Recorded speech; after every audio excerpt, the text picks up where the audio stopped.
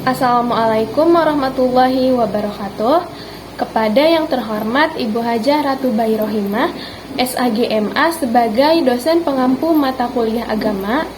Perkenalkan, nama saya Bella Wardatun Lupus dengan NIM 2225240037 dari kelas 1D jurusan Pendidikan Matematika. Pada video ini saya akan membacakan Quran Surat Al-Baqarah ayat 168 sampai dengan 171 dan mempresentasikan satu materi untuk memenuhi tugas ujian akhir semester mata kuliah agama. A'udzubillahi minasyaitonir rajim. Bismillahirrahmanirrahim. Ya ayyuhan nasu qulu mimma fil ardi halalan thayyiba wa la tattabi'u khutuwatis syaiton innahu lakum aduwwum mubin. Innama ya'murukum bis-su'i wal fahsya'i wa an taqulu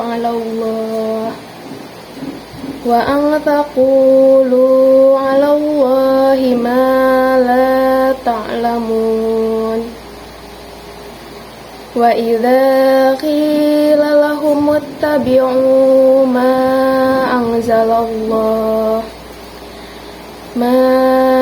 anzalallahu qalu bal nattabi'u ma alafayna 'alaihi aba'ana awalau kana aba'uhum la ya'qiluna shay'an wa la yahtadun. Wa masalul ladzina kafaru kamasalil ladzina yan'iqu bima la yasma'u illa du'a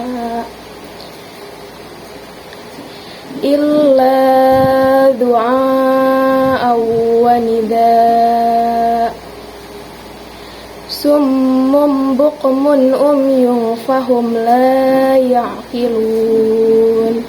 Shadaqallahul azim. Nah, jadi selanjutnya saya akan mempresentasikan materi tentang membudayakan hidup bersih. Mengapa saya memilih materi ini?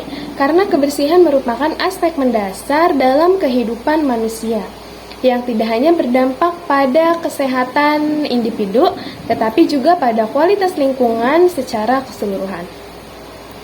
Pemilihan materi ini bertujuan untuk mengingatkan kembali pentingnya kebiasaan hidup bersih sebagai bagian dari iman dan budaya sehari-hari.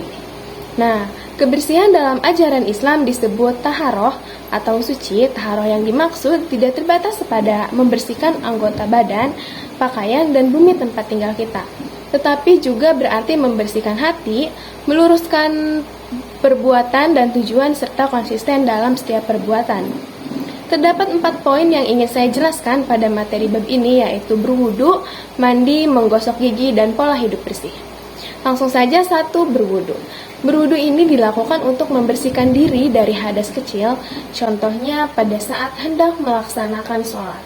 Hal-hal yang wajib dilakukan pada saat berwudu yaitu 1. Membasuh muka, 2. Membasuh kedua tangan sampai dengan siku, 3. Mengusap kepala, 4. Membasuh kaki sampai pada kedua mata kaki.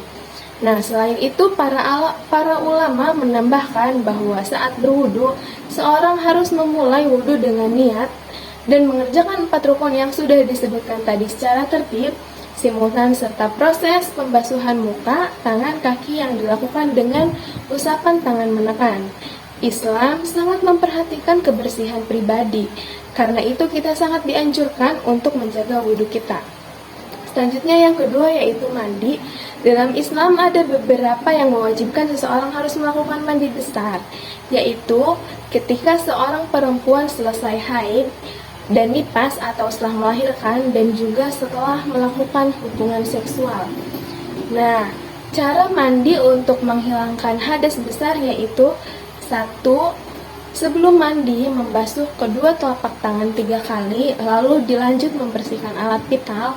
2. Berniat sambil menyiramkan air ke kepala. 3. Atau terakhir, membersihkan air ke seluruh tubuh. Nah, jadi jika terjadi kelangkaan air, membersihkan diri dari hadas besar maupun hadas kecil bisa dilakukan dengan cara bertayamum. Selanjutnya yang ketiga yaitu menggosok gigi. Islam sangat menganjurkan menjaga kebersihan, termasuk kebersihan gigi dan mulut. Rasulullah SAW sering menekankan pentingnya kebersihan sebagai bagian dari iman. Salah satu praktik sunnah yang terkait adalah penggunaan siwak untuk membersihkan gigi. Hadis Rasulullah SAW, seandainya tidak akan memberatkan umatku, niscaya aku akan perintahkan mereka untuk bersiwak setiap kali wudhu. Hadis riwayat Bukhari dan Muslim. Gosok gigi di sini mendapatkan perhatian khusus dalam Islam karena Rasulullah sangat menyukai bersiwak. Selain itu, secara medis juga sisa-sisa makanan yang tertinggal di mulut menyebabkan kerusakan gigi yang bisa menimbulkan bau tidak sedap dan mengganggu kesehatan gigi. Dengan menggosok gigi, mencegah penyakit gigi dan mulut seperti karies, bau mulut, dan infeksi. Ini juga mendukung kesehatan tubuh secara keseluruhan. Selanjutnya yaitu 4 pola hidup bersih. Agama Islam sangat menganjurkan manusia menjaga kebersihan, seperti memotong kuku, mencuci kedua tangan ketika berwudu, mencucinya sebelum dan sesudah makan, sebelum dan sesudah tidur, dan sebelum masuk dan sesudah keluar ketika menjenguk orang yang sakit. Menjaga kebersihan lingkungan juga merupakan salah satu tindakan yang mencegah berkembang biaknya serangga yang memindahkan penyakit dan menjauhkan dari wabah penyakit yang menular. Maka dalam rangka menjaga kebersihan dan kesehatan lingkungan, kita juga diperbolehkan membunuh binatang melata, serangga, dan hewan yang memiliki potensi berbahaya dan menularkan penyakit kepada orang lain. Cukup sekian pemaparan materi dari saya. Mungkin ada beberapa pembelajaran yang bisa diambil, yaitu penerapan nilai agama, kedisiplinan, dan menanamkan kesadaran lingkungan. Dengan pemaparan materi ini diharapkan masyarakat dapat lebih memahami manfaat dan cara membudayakan hidup bersih, sehingga tercipta lingkungan yang lebih sehat dan harmonis untuk generasi yang mendatang.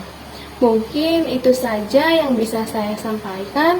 Kurang dan lebihnya mohon maaf. Wassalamualaikum warahmatullahi wabarakatuh.